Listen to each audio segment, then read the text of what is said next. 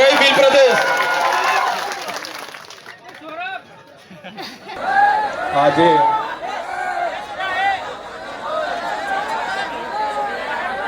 ગુજરાત જોડો અભિયાન અંતર્ગત ડુંગરી ગામની પવિત્ર ભૂમિ પર ગોવિંદ ગુરુ લીંબડી તાલુકાની આ ભૂમિ પર આજે જ્યારે અમે પધાર્યા છે ત્યારે મંચસ્થ આ વિસ્તારના આગેવાન અને હર હંમેશ આ વિસ્તારના ન્યાય માટે લડતા એવા આમ આદમી પાર્ટીના સંગઠન મંત્રી નરેશભાઈ બારિયાજી, સાથે મારી સાથે નર્મદા જિલ્લામાંથી પધારેલા નર્મદા જિલ્લાના પ્રમુખ એવા નિરંજનભાઈ વસાવા, દાહોદ જિલ્લાના પ્રમુખની જેઓ જવાબદારી નિભાવી રહેલા છે એવા રાકેશભાઈ બારિયા, જે વિસ્તારમાં આજે સભા છે એ વિસ્તારના જ દાહોદ જિલ્લાના મહિલા મોરચાના જિલ્લાના પ્રમુખ એવા શ્રુતિબેન, આ વિસ્તારમાં ગત 22ની વિધાનસભા જેઓ ખૂબ સારી રીતે લડ્યા છે એવા અનિલભાઈ ગરાસિયા, ફતેપુરાના આગેવાન અને મહિલા અગ્રણી એવા ડોક્ટર જિગીસાબેન, આ વિસ્તારના જૂના અને જાણીતા આ વિસ્તારમાં સામાજિક પ્રવૃત્તિ પણ ખૂબ સારી કરતા એવા તરુણલતાબેન, અમારા દાહોદ લોકસભાના ઇન્ચાર્જ એવા ભાનુભાઈ, દેવગઢ બારિયા અને દાહોદ વિસ્તારના પ્રભારી એવા હાર્દિકભાઈ, મહીસાગર અને સંતરામપુર જિલ્લાના સંતરામપુરથી પધારેલા મહીસાગર જિલ્લાના પ્રમુખ એવા બાબુભાઈ ડામોર, સાથે દાહોદથી જેઓ ગત વિધાનસભા લડ્યા હતા એવા મુનિયાજી, મંચસ્થ તમામ આગેવાનો, આજે અમારી સાથે મોટી સંખ્યામાં જોડાયેલા માજી તાલુકા પંચાયતના, માજી જિલ્લા પંચાયતના સભ્ય અને ચાલુ સરપંચશ્રીઓ, સાથે અહીં પૂરી વ્યવસ્થા જળવાય એના માટે વ્યવસ્થામાં કાયદો વ્યવસ્થા જળવાય એના માટે બંદોબસ્તમાં ઉપસ્થિત તમામ પોલીસ અધિકારીઓ, અહીં મીડિયાનું સારું કવરેજ મળે અને આપણો અવાજ ગાંધીનગર અને દિલ્હી સુધી પહોંચે એના માટે તમામ ઉપસ્થિત પ્રિન્ટ અને ઇલેક્ટ્રિક મીડિયાના, પ્રેસ મીડિયાના મિત્રો અને આજુબાજુ વિસ્તારમાંથી મોટી સંખ્યામાં અહીં ઉપસ્થિત થયેલા પૂજનીય વડીલો, આગેવાનો, યુવાનો, માતા બહેનો અને ભૂલકાઓ, સૌને મારા જોહાર નમન કરું છું।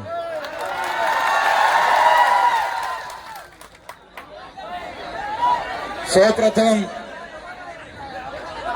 હું માફી માંગુ છું, અમને ત્યાંથી પધારતા રસ્તામાં ગામડાના લોકો રોડ પર આવીને આરતી અને સ્વાગત કરવા માટે અમને ઉભા રાખતા આવ્યા, એટલે અમે ખૂબ મોડા પહોંચ્યા છે।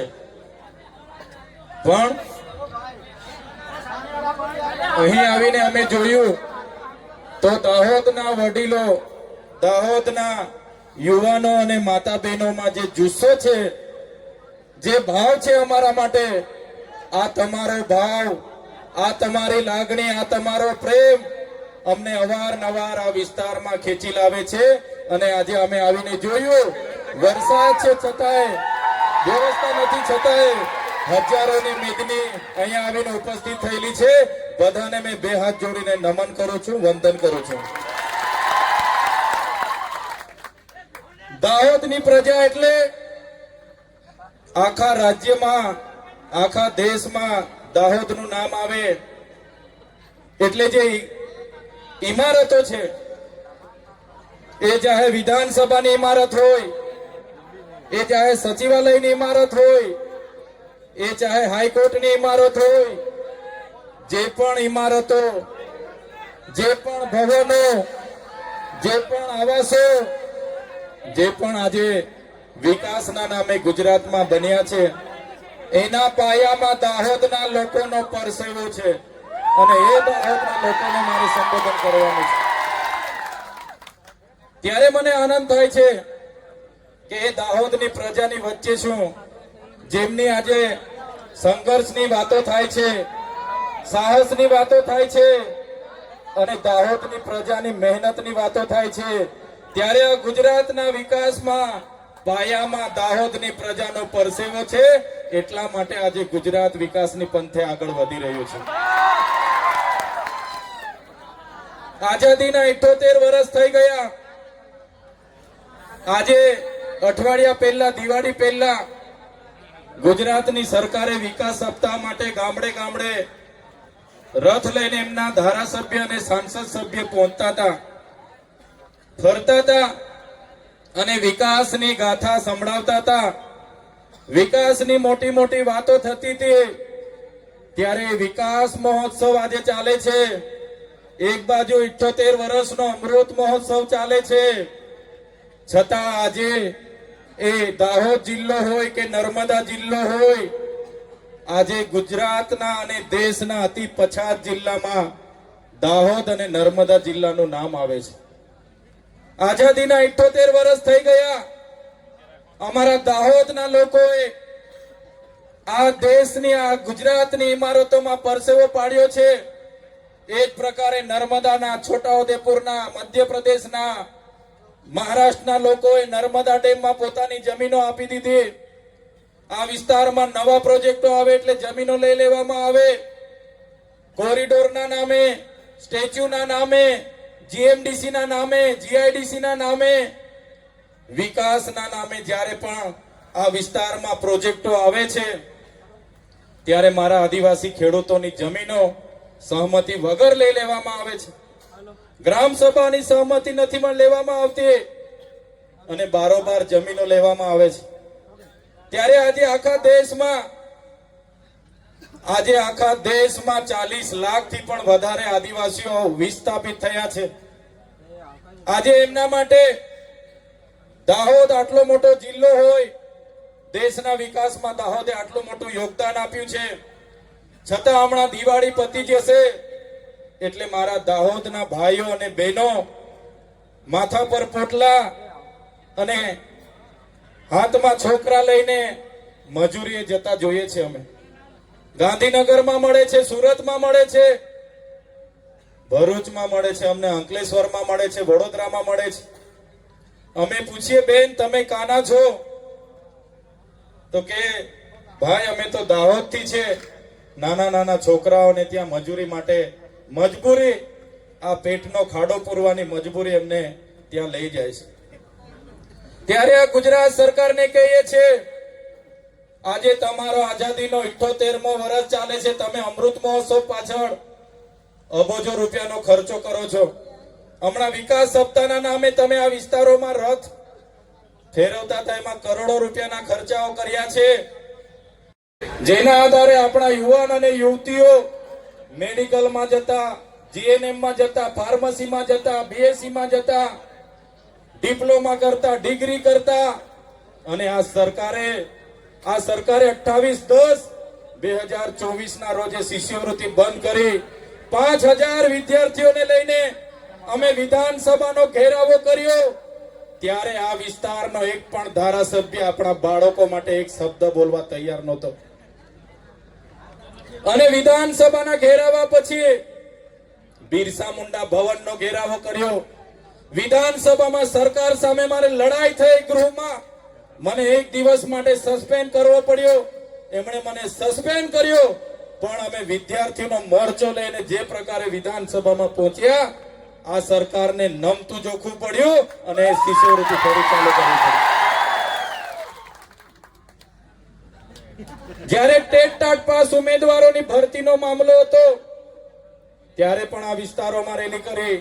જ્યારે જૂની પ્રાથમિક શાળાઓ, સરકારી શાળાઓ બંધ કરવાનો પરિપત્ર મળ્યો, ત્યારે પણ આ વિસ્તારોમાં રેલી કરી હતી. આજે શાળાઓમાં શિક્ષકો નથી, આજે આંગણવાડીના ઓરડા નથી, આજે સસ્તા અનાજની દુકાનોમાં કૌભાંડો થાય છે, આજે બહારના કોન્ટ્રાક્ટો બધા કામો લઈ જાય છે, એનજીઓ અહીંથી ગ્રાન્ટ લઈ જાય છે. આજે સૌથી વધારે કુપોષણથી પીડાતા બાળકોની સંખ્યા આપણા દાહોદમાં છે. ત્યારે અનેક વાર સરકારને એનું વાસ્તવિક ચિત્ર બતાવીએ છે કે અમારા આદિવાસી સમાજને હજુ વિકાસ નથી થયો. એમના પ્રભારી મંત્રીઓ, એમના સાંસદો, એમના ધારાસભ્યો એમના માણસોને સાથે રાખીને કરોડો રૂપિયાના કૌભાંડો કરે છે, ત્યારે તમે જોયું હશે કે આ ચૈતર વસાવા અવારનવાર અમારા સરકાર સામે બોલે છે, અમને ચેલેન્જ કરે છે. એ ચૈતર વસાવાને અમે ફિટ કરીશું એવી ચીમકીઓ મને મળતી હતી. એક ધારાસભ્ય તરીકે મને જ્યારે એટીવીટી મીટિંગમાં બોલાવવામાં આવ્યો, મેં મીટિંગમાં પહોંચ્યો, મને ખબર નહોતી કે આ લોકો આયોજન બંધ મારી સાથે ઝઘડો કરવાના છે.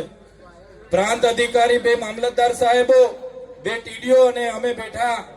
તાલુકાના પ્રમુખોએ બજારમાંથી કોન્ટ્રાક્ટરોને સભ્ય બનાવ્યા. મેં કીધું આ વિસ્તાર આદિવાસી સમાજનો 97% વસ્તી હોય, આ ગ્રાન્ટ અમે બહારના કોન્ટ્રાક્ટરોને આપીશું નહીં.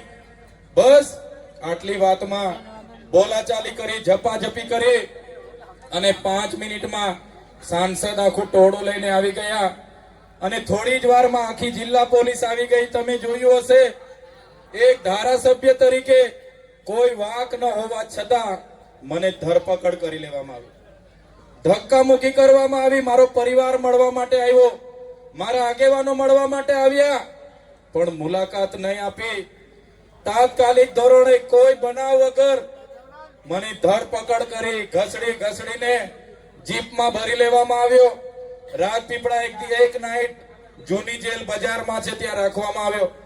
મારા આગેવાનો, મારા પરિવાર વાળા રાતે જમવાનું લઈને આવ્યા, કપડા લઈને આવ્યા, પણ પોલીસ અધિકારીઓ પર સરકારનું દબાણ, ભાજપના નેતાઓનું દબાણ, આખી રાત એ લોકો ઉભા રહ્યા પણ કપડા અને જમવાનું આપવા નહીં દીધું. એક સામાન્ય બાબતમાં મામલતદાર ઉભા જામીન આપી દે, છતાં આ લોકોએ મને રાજપીપળાની સેશન કોર્ટમાં રજૂ કર્યો. 307 જેવી ગંભીર કલમ મારા પર લગાડી દીધી અને જ્યારે કોર્ટમાં મારા વકીલો આવવાનું થયું, મને રજૂ કર્યો ત્યારે મારા વકીલોને અંદર નહીં આવવા દીધા. પોલીસ પર ભાજપના નેતાઓનું દબાણ, સરકારનું દબાણ, એમના ગૃહમંત્રીનું દબાણ અને મારા જામીન રદ થયા. મને રાજપીપળા જેલમાં રાખવું પડે એની જગ્યાએ વડોદરાની સેન્ટ્રલ જેલમાં મને નાખી દેવામાં આવ્યો. 1600 થી 1700 પાકી કેદના કેદીઓ, કોઈને 20 વર્ષની સજા હોય, કોઈને 30 વર્ષની હોય, કોઈને 15 વર્ષની હોય, કોઈને આજીવનની હોય, કોઈ ફાંસીમાં આવી હોય, કોઈ આતંકવાદી હોય, એવા કેદી બંધો સાથે મને નાખી દેવામાં આવ્યો. અને અંદર પણ એટલી કડક સૂચના સરકાર દ્વારા જેલર અને તેના પોલીસ અધિકારીઓને આપવામાં આવી કે આને એવી કડક સજા આપો, એવી જેલમાં રાખો કે આ બહાર આવીને ક્યારે આદિવાસી સમાજનો અવાજ નહીં બનવો જોઈએ, આ બહાર આવીને ક્યારે સરકાર સામે નહીં બોલવો જોઈએ. અને તમે જોયું હશે, સેન્ટ્રલ જેલમાં મને એક અંધારી કોટડીમાં એકલો રાખવામાં આવ્યો. એકલો એક કોટડીમાં આજુબાજુમાં 40-45 માનસિક થયેલા, ગાંડા થયેલા લોકો રહી. સવારે એકવાર ખોલે, સાંજે એકવાર ખોલે. જેલનું જમવાનું, જેલનું સાદડી પર ઊંઘવાનું, બહારનું કોઈ મુલાકાત નહીં, વકીલને મુલાકાત નહીં, પરિવારને મુલાકાત નહીં. અને જે પ્રકારે નરેશભાઈએ કીધું, એ જૂની જેલ સયાજીરાવ ગાયકવાડે બનાવેલી જેલ છે. અંગ્રેજો વખત પણ એ જેલનો ઉપયોગ થતો હતો. આજે પણ એ જેલ એવી જગ્યાએ મને રાખવામાં આવ્યો કે ત્યાં જે બ્લેક કોબરા કે કોબરા, આપણે જ્યાં ફેણિયા નાક કે એ સાપ નીકળે. મેં કીધું જેલ બદલી મેં માંગી કોર્ટ પર. મારા વકીલે જેલ બદલીની માંગ કરી કે એમના જાનનો જોખમ છે, ત્યાં સાપ નીકળે છે અને ઝેરી સાપ ડંખ મારે, સારવાર ના મળે તો માણસ પોણો કલાકમાં મરી જાય. એવી પરિસ્થિતિમાં પણ જેલ પ્રશાસન દ્વારા નહીં કોટડીની બદલી કરવામાં આવી કે નહીં જેલની બદલી કરવામાં આવી. અને એવી પરિસ્થિતિમાં એક અઠવાડિયું, એક મહિનો કરતા 80 દિવસ મારે વિતાવવા પડ્યા. સાથીઓ, હું જેલથી ડરતો નથી, પણ જ્યારે કોઈ વાંક વગર, ગુના વગર આપણને જેલ જ્યારે સરકાર કરાવતી હોય ત્યારે આપણને દુઃખ થાય છે. આવી પરિસ્થિતિમાં 80 દિવસ બાદ મને એક સિપાહી આવ્યા, એમણે કીધું ચૈતરભાઈ, તમારો ઓર્ડર આવી ગયો છે, તૈયાર થઈ જાઓ, તમને તમારો પરિવાર લેવા આવ્યો છે. હું ત્યાંથી જેલમાંથી માંડ 9:30 વાગે સવારે બહાર નીકળ્યો અને બહાર આવતાની સાથે જ મારા આગેવાનો, મારા વકીલોએ કીધું, ચૈતરભાઈ, માંડ માંડ અમે જામીન કરાવ્યા છે, તારીખ પર તારીખ, તારીખ પર તારીખ, તારીખ પર તારીખ હતી અને જામીન તમને શરતી મળ્યા છે. ત્યારે નામદાર હાઈકોર્ટમાં સરકાર દ્વારા, એમના પોલીસ અધિકારીઓ દ્વારા ખોટા એફિડેવિટો રજૂ કરવામાં આવ્યા અને કહેવામાં આવ્યું, આ માથા ભારે માણસ છે, એને આદિવાસી વિસ્તારમાં રહેવા નહીં દેવાય. અને મારે જે જામીન થયા એ જામીનમાં શરતી જામીન આપવામાં આવ્યા કે ડેડિયાપાડાની હદમાં મારે પ્રવેશ નહીં કરવાનો. હવે તમે વિચાર કરો, ડેડિયાપાડાના લોકોએ મને મત આપ્યા, 1 લાખથી વધારે મત મળ્યા, ધારાસભ્ય બનાવ્યો. ડેડિયાપાડામાં મારી ઓફિસ છે, નાના મોટા હું ગરીબ લોકોના કામ કરું. ત્યાં ભોગજ મારું ગામ છે, ત્યાં મારું ઘર છે, મારો પરિવાર છે. પણ હવે મારે ત્યાં 1 વર્ષ સુધી નહીં જવાનું. આ સરકારની નીતિઓ, આ એમની તાનાશાહી. જ્યારે છૂટીને આવ્યો ત્યારે કેટલાક અધિકારીઓ પણ કીધું કે રાજપીપળા અમે હતા, જૂના સાંસદ મનસુખ વસાવાનું ગામ, આઝાદીના 78 વર્ષ પછી પણ ત્યાં રસ્તો નહોતો બન્યો. છૂટીને આવ્યા પછી 2 દિવસ પછી મેં ત્યાંથી પદયાત્રા કાઢી, 16 કિલોમીટર ચાલતા ચાલતા મેં રાજપીપળા આવ્યો અને કીધું કે આ સ્ટેચ્યુ ઓફ યુનિટીની બાજુનું ગામ, ત્યાં રોડ નથી, મનસુખભાઈનું ગામ છે. મહિલાઓને જ્યારે સગર્ભા હોય, ડિલિવરીની પીડા ઉપડે તો ઝોલીમાં લઈ જતા જતા મહિલા રસ્તે મરી જાય છે. તમે વિડીયો જોતા હશો, કોઈને સાપ ડંખ મારે અને એને લઈ જતા જતા રસ્તે મરી જાય. ત્યારે મને સરકારી અધિકારીઓએ કીધું, તમને ખાલી ડેડિયાપાડામાંથી હદ પાર કર્યા છે, રાજપીપળામાં રહેવાનો હોય તો શાંતિથી રહેજો અને નર્મદા જિલ્લામાંથી પણ હદ પાર કરાવીશું.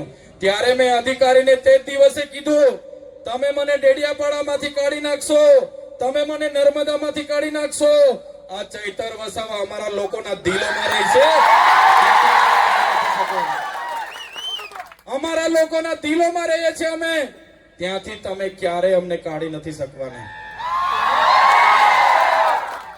કેટલાક નેતાઓએ, હું જેલમાં હતો, અમારા ત્યાંના સાંસદ અને ભાજપના 2 મંત્રીઓએ મારા વિરોધમાં એમણે ટિપ્પણી કરી હતી કે એ તો ગયો, એ 2 વર્ષ પછી જ આવશે, આ ચૂંટણી પતે પછી જ આવશે.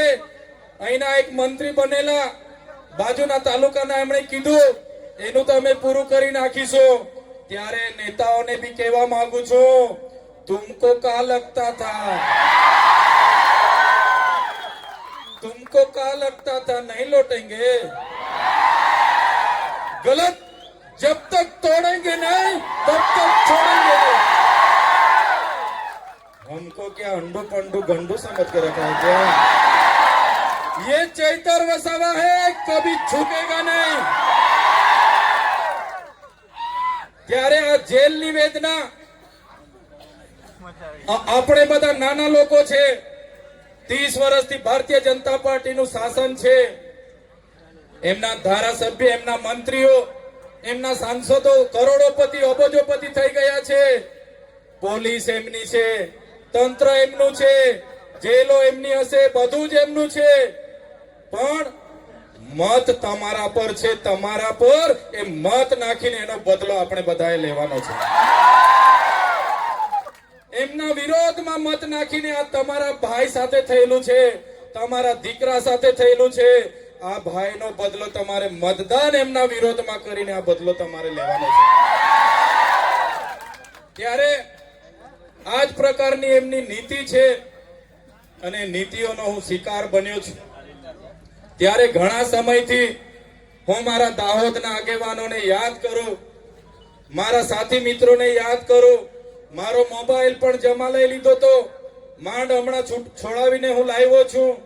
ત્યારે આવી પરિસ્થિતિમાં તમને મારે મળાયું નહોતું. મારી ઈચ્છા હતી દિવાળી પહેલા તમારી મુલાકાત લે, મારા વડીલોના આશીર્વાદ લે, મારી માતા બહેનોના આશીર્વાદ લે, એવી મારી ઈચ્છા હતી.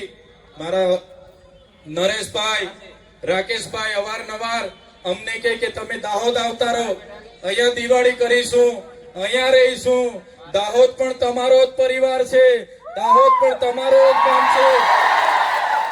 ત્યારે મેં નરેશભાઈ ને રાકેશભાઈ ને કહેતો તો હું ચોક્કસ આવીશ, ચોક્કસ આવીશ. અમારા પરિવાર પાસે ભલે મને નથી જવા દેતા, મેં પણ એમને કીધું કે દાહોદમાં ગમે તે ગામમાં હું જતો રહેમ, સાંજનો જતો રહેમ તો સાંજના રોટલા મળી જશે, સવારે જતો રહેમ તો સવારના રોટલા મળી જશે.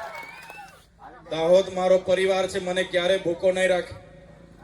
ત્યારે આ જેલવાસ દરમિયાન એ લોકોનો ઈરાદો હતો કે આને ચૂંટણી પછી જ કાઢીશું, પણ તમે બધા મારી ચિંતા કરતા હશો, મારા માટે પ્રાર્થના કરતા હશો અને કહેતા હશો કે ભાઈ છૂટી જવો જોઈએ, આપણો દીકરો છૂટી જવો જોઈએ. અને તમારી બધાની એ ચિંતા, એ પ્રાર્થના, એ દુઆ, એ પ્રેમ, એ લાગણી થી જ્યારે મેં 80 દિવસ જેલમાંથી છૂટીને આવ્યો ત્યારે હું તમારો બધાનો આભાર માનવા માટે આવ્યો છું. બધાનો ખૂબ ખૂબ આભાર માનું છું. જ્યારે હું ત્યાંથી નીકળ્યો ત્યારે ઘણા લોકો રસ્તા પર ફૂલહાર ને આરતી લઈને મને મળવા માટે આવ્યા. ઘણા લોકો 2-2 કલાક સુધી પોતાની ફૂલહાર લઈને હાઈવે પર 9:30 વાગે વડોદરા જેલમાંથી મને કાઢવામાં આવ્યો. ત્યાંથી મળતો આવ્યો, રાજપીપળા 4 વાગે પહોંચ્યો. ગામડાના લોકો રોડ પર આવે અને બધા ફૂલહાર કરે, આરતી કરે, રડે, ચિંતા કરે. અને પછી 5:30-6 વાગે મારા મત વિસ્તારની નજીક મોવી ખાતે પહોંચ્યો. ત્યાં સુધી પબ્લિક. ત્યારે તે દિવસે મારા મનમાં થયું કે આ લોકો મને લઈ જવા માટે આ બધું કરાવે છે, એ લોકો સાથે જતો રહે, કાલે મંત્રી પણ બનાવી દે, પૈસા પણ કમાઈ લે, બંગલા પણ બનાવી લે, મારા કેસ પણ પૂરા થઈ જાય, પોલીસ પણ સલામ કરે. પણ જે જનતા માટે મેં અવાજ ઉઠાવું છું એ જનતાનો અવાજ પછી કોણ બોલશે પછી? એટલે એ જનતાનો અવાજ બનવા માટે એ જનતાએ મારા પર ભરોસો કર્યો. મને દીકરાની જેમ આજે 11 વાગ્યાના અહીંયા રાહ જુએ છે, મારા મિત્રો આજે રાહ જુએ છે. આજે તમારો પ્રેમ મને મળ્યો છે, આજે તમારી લાગણી મારી સાથે છે, તમારો ભાવ મારી સાથે છે. એ કોઈ મંત્રી કે મુખ્યમંત્રી કરતા પણ મારા માટે બહુ એ મારા માટે મુખ્યમંત્રી મંત્રી કરતા પણ બહુ મોટી વાત છે. હું જેટલા મારા લોકોને મળું છું, મારા ગરીબ લોકોને અવાજ બનું છું. ગમે તેટલી જેલો કરવાની હોય કરી લે એમના ગૃહમંત્રી. ચૈતર વસાવાને જેલમાં નાખવાથી ચૈતર વસાવાની લડત બંધ નથી થવાની. લડત ચાલુ થઈ ગઈ છે. આજે એકલા ચૈતર વસાવા નથી, આજે હજારો ચૈતર વસાવા અહીંયા તમારી સાથે ઊભા છે. આ એકલા ચૈતર વસાવાનો અવાજ નથી, આ હજારો ચૈતર વસાવાનો અવાજ આજે છે. ત્યારે મારા કપરા સમયમાં આખા આદિવાસી સમાજ, આખા આદિવાસી વિસ્તારના લોકોએ મારા માટે ખૂબ ઘણી બહેનોએ તો વ્રત રાખ્યા, ઉપવાસ રાખ્યા, પ્રાર્થના કરી, ચિંતા કરી. કેટલાક લોકોએ ચંપલ પહેરવાનું છોડી દીધું. ત્યારે મારા સાથીઓ, મારી બહેનો, મારા ભાઈઓ, મારા પૂજનીય વડીલો, આ ચૈતર વસાવા છેલ્લા શ્વાસ સુધી આદિવાસી સમાજ માટે લડશે ને લડશે. માણસ નાનો છું, મારી ટીમ નાની છે. અવારનવાર પોલીસને ઉપરથી આદેશ કરે, બિચારા પોલીસ સાથે અમારે ઘર્ષણ થાય. પણ જ્યાં સુધી તમારો સહકાર રહેશે, આ લડત આવનારા દિવસોમાં આખા ગુજરાતમાં જવાની છે. સરકાર પાસે બધું જ છે, પણ મારી પાસે તમારા જેવા સામાન્ય ઈમાનદાર લોકો છે, એટલે હું કોઈના બાપથી ડરતો પણ નથી. ત્યારે વધારે વિશેષ નથી કહેતા, હું તમને અપીલ કરવા માટે આવ્યો છું. હવે ગુજરાતમાં 30 વર્ષ ભારતીય જનતા પાર્ટીને આપણે આપ્યા છે. ભારતીય જનતા પાર્ટીના રાજમાં પેપરો ફૂટી જાય, નકલી કોર્ટ, નકલી જજ, નકલી અધિકારીઓ, નકલી કોલેજો, નકલી કચેરીઓ, નલ કૌભાંડ, જલ કૌભાંડ, મનરેગા કૌભાંડ, દસ્તાવેજ કૌભાંડ. સાથીઓ, હું અપીલ કરવા માટે આવ્યો છું, હવે આ પરિવર્તનની દિશા તરફ આપણે જવું પડશે. આવનારી તાલુકા જિલ્લામાં લડવા માટે તમારે તૈયાર થઈ જવું પડશે. બસ તમે લડવા માટે તૈયાર થઈ જાઓ.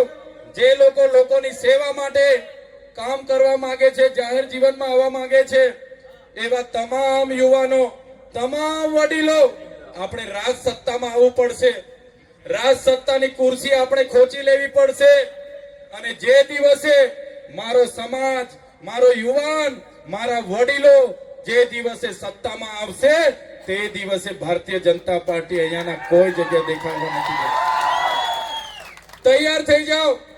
તાલુકા જિલ્લા પંચાયતોમાં લડવાનું છે તમારે. આજે હું એકલો પડું છું વિધાનસભામાં. આવનારા દિવસોમાં દાહોદની 6 વિધાનસભા તમારે જીતાડવાની છે. જે તમારા ધારાસભ્ય ત્યાં બેસે છે, એમની સરકાર ઊંચી આંગળી કરવાનું કહે તો ઊંચી આંગળી કરે, નીચી કરવાનું કહે તો નીચી કરે. એવા નેતાઓની આપણે જરૂર નથી. આપણા અધિકારોની વાત કરવાની જરૂર. આપણા અધિકારોની વાત કરે નેતાને તમારે તાલુકા, જિલ્લા અને વિધાનસભામાં મોકલવાના છે. ત્યારે આજે વધારે વિશેષ વાત હું નથી કરતો, પણ જે તમારો ભાવ છે, તમારો જે પ્રેમ છે, અમારા માટે તમે આખો દિવસ કોઈ ખાધું નહીં ખાધું, સવારના તમારા ખર્ચે અહીંયા આવી ગયા હતા. તમામ વડીલોનો, તમામ માતા બહેનોનો, મારા યુવાન મિત્રોનો, સાથે સાથે અહીંયા ઉપસ્થિત મીડિયા મિત્રો, પોલીસ અધિકારી મિત્રો અને તમામ વ્યવસ્થા કરનારા તમામ લોકોનો આજના પ્રસંગે અહીં અમને આમંત્રિત કરી, અમારું સ્વાગત કર્યું, સન્માન કર્યું, અમને માન આપ્યું, અમને શાંતિથી સાંભળ્યા છે. એ બદલ તમામ લોકોનો ખૂબ ખૂબ આભાર માનીને વિનમું છું. જય આદિવાસી, જય જોહાર, જય ભીલ પ્રદેશ.